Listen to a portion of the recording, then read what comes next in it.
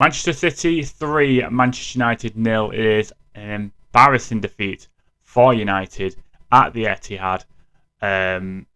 It was poor. It was awful, to be honest. There were spells of okay in the game for United. Other than that, it was poor. It was so bad. I can't say that many players had a good game. I think that Dorgu looked okay going forward. Defensively, not fantastic. I think the only person I would say I would give some form of credit to is Brian Mbeumo. I think he's been a great signing for us, and I think he will continue to be doing good things for us. The problem is the players around him are just not doing what they should be. I think that Amorim got his selection wrong. If you're going to play a 3-4-3 against City the way he did, I think that, and he said it a lot in the pre-match, that he was expecting a lot of space in behind. So that's why he played in Mbeumo, Ahmad, and Sesko as the front three. My personal opinion would be that you would. I don't know if they would change I would change the lineup per se, but I would change the personnel definitely.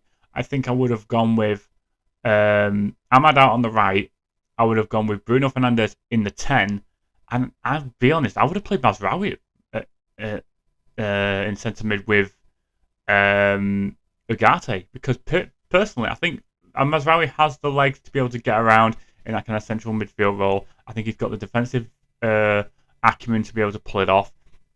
There have been times where, look at last season, the season before, sorry, I think it was. No, it was last season when he ended up playing as a 10, and everyone was baffled by it. But he played fairly decently there. I think in the defensive midfield role, I think he played really well. To be honest, it would make sense.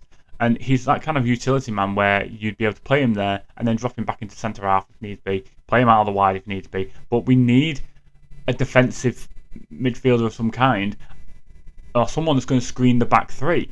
I think Mazraoui is that guy.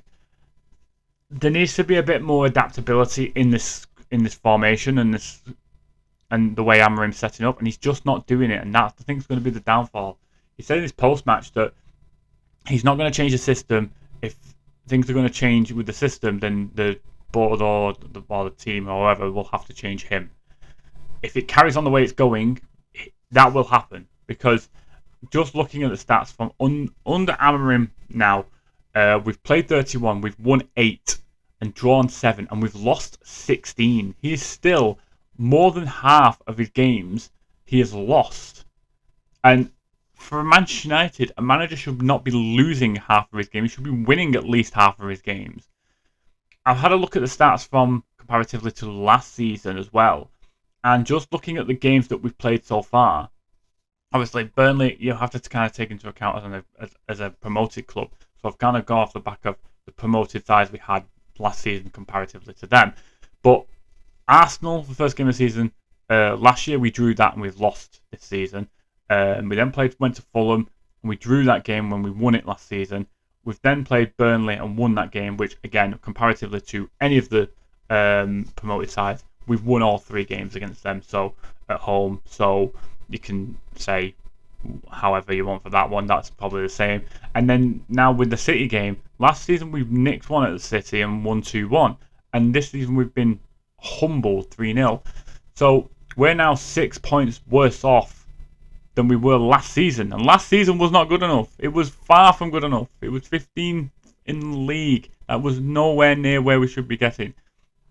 When you look at the games comparatively, and you look at just the games last season, we lost home and away to 6 teams last season in the league. That can't happen for Man United.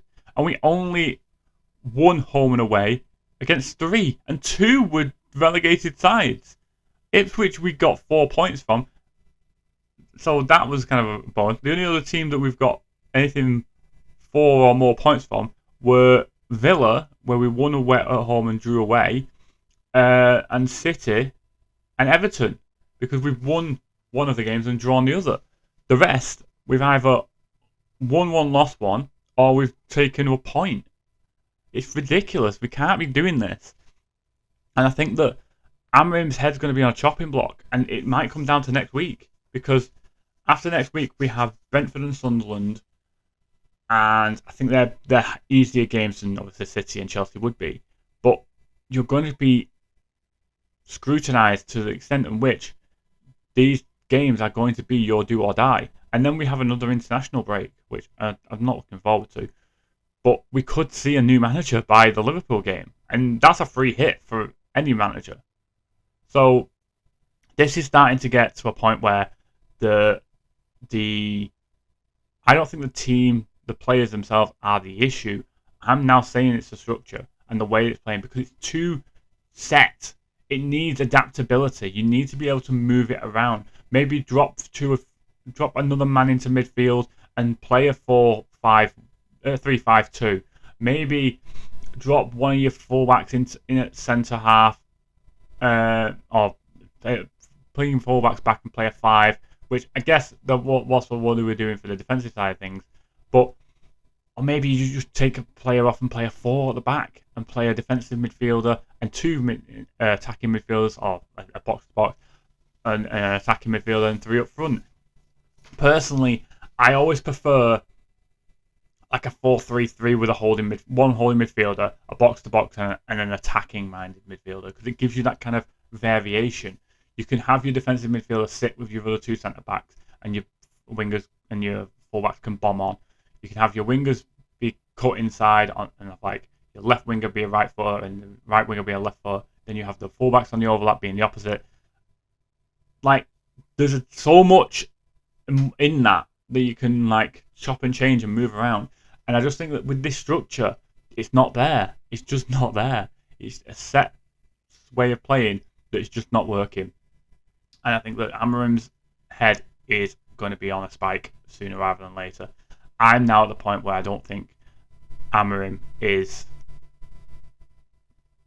I don't know whether I say trustworthy enough, but it's now getting to a point where I'm looking at the manager going, you need to change this, and if you don't change this, you'll be out the door.